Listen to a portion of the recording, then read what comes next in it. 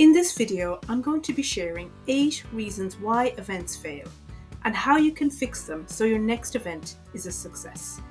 I'm also going to be sharing with you a personal story that tells you what happened when I went to a press event and ended up having to interview the special guest outside the toilets.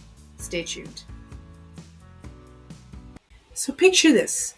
I'm 5 years into my career as a journalist and I've already been to lots of events, from product launches to political events, and this is an event I'm really excited about going to. And all is going super well. There's been the speeches, the unveiling of the news by the brand, and I'm ready to do what I've come to do, and that is to get an exclusive interview with the special guest. I've done my homework and we've set up a time for the interview. I go and meet the special guest, and then the PR person realizes that there's actually no space for me to interview the special guest. There's lots of background noise, there's lots of people. We try and do it in the event space, in like a corner, but that doesn't work. So we end up going outside into the hallway and we try and find a space that we can conduct the interview, because I wanted to get some exclusive content for the readers of the publication that I worked for at the time.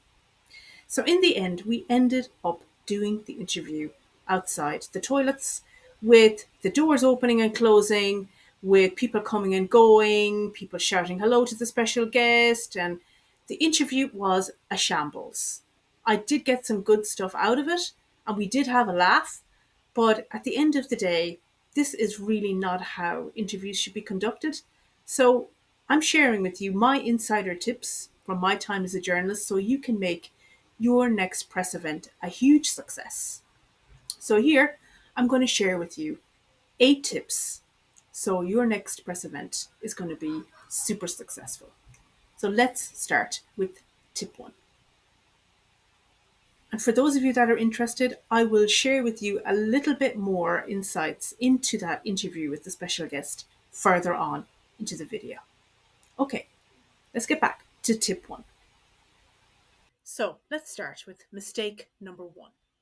Mistake number 1 is not having a dedicated press area. So this is called a press desk or a press zone. And basically what this is an area within your event that is dedicated for journalists, for influencers, for content creators that you have invited to the event and you want them to cover it. So this area is often lacking in events. It's often not well signposted, but I encourage you to work and get a press desk set up. And think of it as an area where you can tell your brand story. You can use your brand colors, you can tell a story about your brand in this area, and also provide areas for journalists to sit and interact with your brand, for them to get content, to film content, and to also do interviews. And having this area is like putting a welcome mat down on the floor and saying to those you've invited, you are so welcome to our event and you are going to have a wonderful experience with us.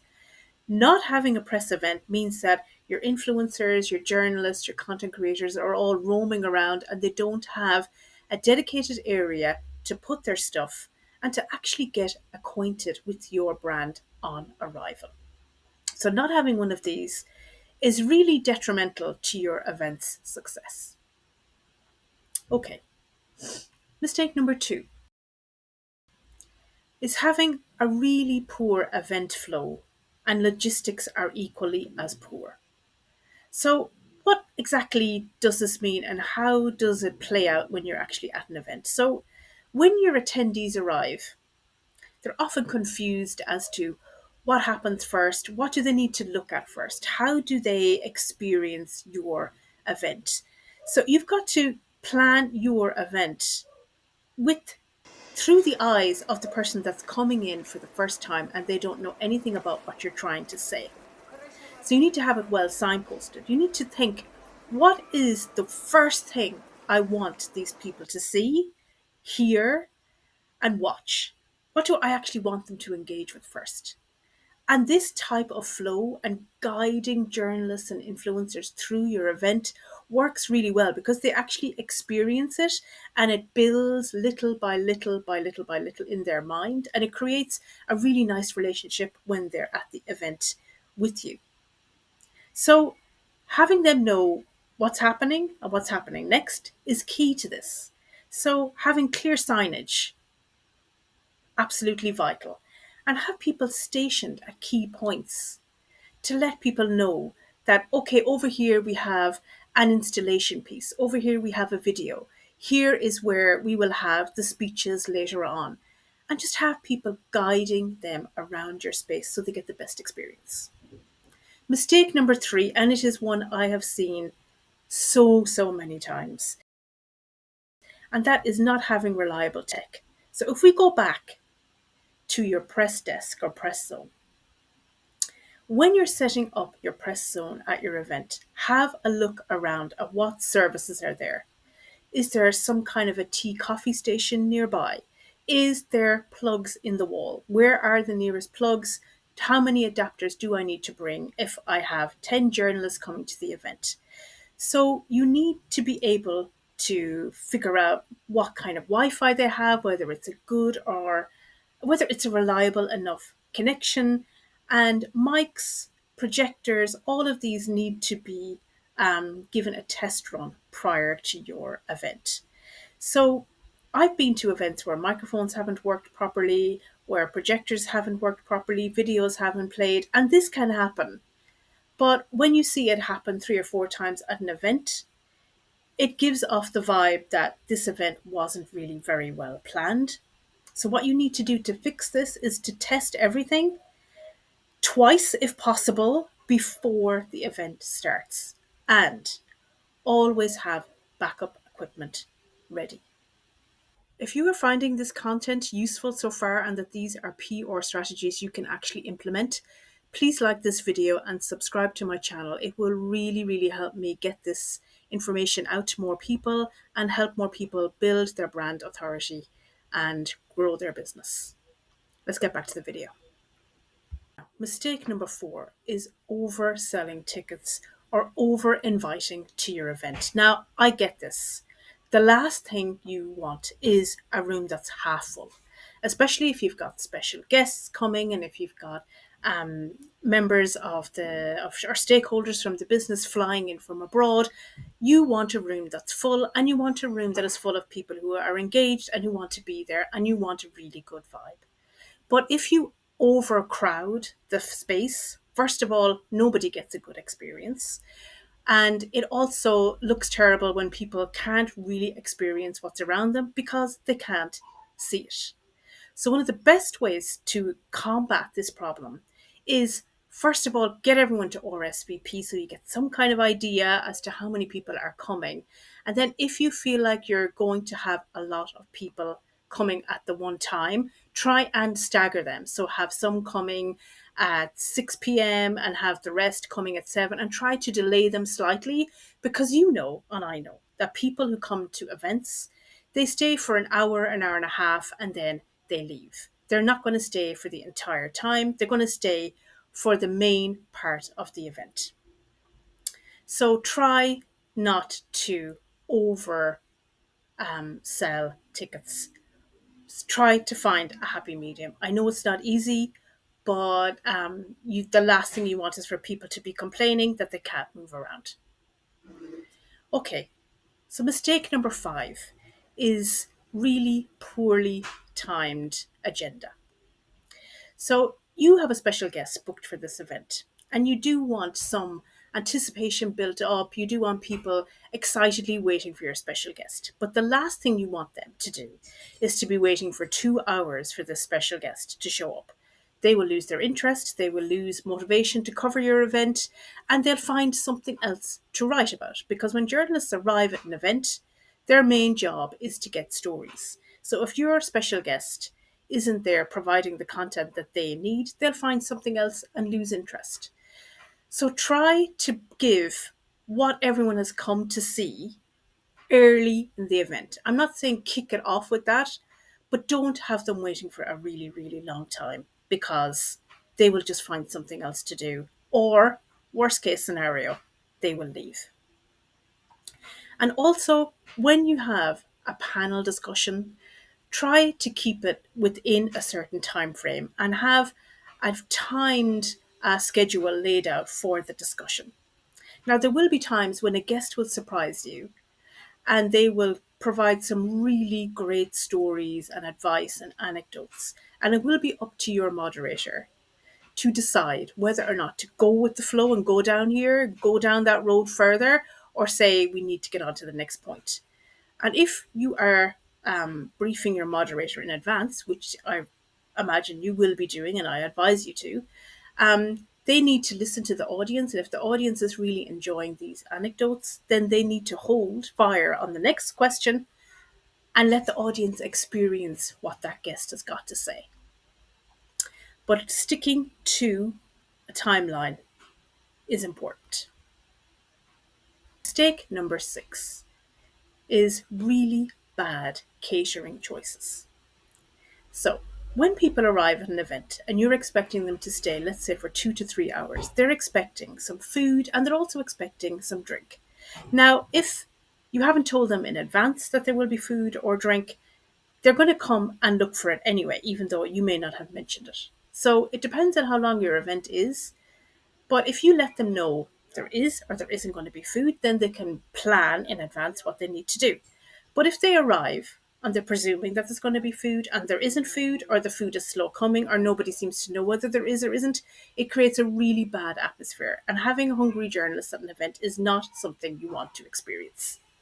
So let people know whether or not there's going to be food and when it's actually going to be served. I recommend that you actually get the food and the drinks reception out of the way early and then guide people into the event. So the food and drink aspect is gone out of their head. They've had the food, they've had the drink, now it's time to get down to business. Okay, so mistake number 7, inadequate seating and a major lack of accessibility. So we just talked about this earlier. Having your press desk is vital because if you have people coming that are in wheelchairs or have limited mobility, then you can tell them at that point that we have accessible seating or we have some seats that are close to the toilets. You need to be able to communicate this information. And at the press desk is where this is ideal. But the problem here is I've often been to events where there hasn't been enough seating or they haven't catered for having extra seats in the background that they can pull out if more people arrive than they were expecting. So the way to fix this is to actually plan your event. You can plan it on software in advance back in the office, but then when you're at the event space, look at how you want the flow to be. So look at where you want people to sit and then plan for their particular needs. And finally, mistake number 8, and that is there's no follow up after the event. I have often been to events where I've had to chase for information. I've had to chase for photographs. I've had to chase for product information. I've had to chase for captions for images. Ideally, you should have a draft of a follow up email completed and in your inbox before the event begins. So when you get back to the office, you'll have a million jobs to do. You'll have a million questions to answer, but you will have this follow up email already started. So you can pop in some other details that you need to put in there and send it out to everyone who came, your journalists, your influencers, your content creators, all of the attendees that need to get the release after the event, any photos, any links, any video footage, have it all in a really nicely packaged email and have it ready to send. Because if you don't follow up right after the event is finished, you are really losing momentum. Because if you wait a week or 2 weeks to send that information, those journalists and influencers have moved on to something else. You need to catch their attention when it is supercharged after your event. So follow up with a super nice email and all the details that they need in order to write a story about your event. So there are the 8 mistakes that I have seen brands make when they host events. And As you go through planning events, you will still make some of these on and off, but you will get better the more events you host. And having this list of 8 things and checking them off your list each time will really save you a lot of headache in the end. Um, so, events can either build your brand's reputation or completely tank it.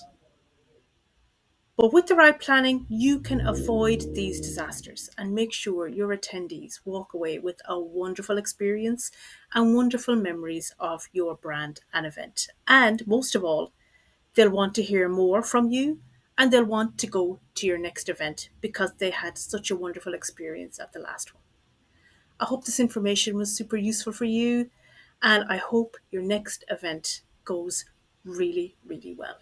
Please like this video and subscribe to my channel, and please also share this information with people you know who would really benefit from it. Until next time, and for those of you who waited and watched the whole video, I'm now going to tell you what happened when I did the interview outside the toilets with the celebrity guest. So we had such a laugh, and I was so lucky that this special guest didn't take the huff and they actually went with the flow. This often doesn't happen. Oftentimes, a special guest will say, "Look, I can't do this interview. I can't concentrate," and they just lose all interest in talking to you. I was super lucky. This special guest was not like that. And we had a great laugh and we discussed the questions that I needed to ask him and needed to get answers on. So, what we decided to do was go through the questions, and I got some really good information from him. And then I followed up the next day and I met him at his hotel reception. And we conducted the interview again from scratch. And it actually worked out pretty good in the end, considering everything that happened. I had more follow up questions, and we actually got a more in depth piece. But for any press event that you are hosting down the line, and if you want journalists to do interviews, it is really ideal to have a room with a closed door that they can go into and conduct the interview and have some peace and quiet and get some good information so they can write the story that they need to write. Like I said, you know what to do if you want to get more insider tips for publicity, building your brand authority, and storytelling. Please subscribe to my channel, and I hope to see you in my next video.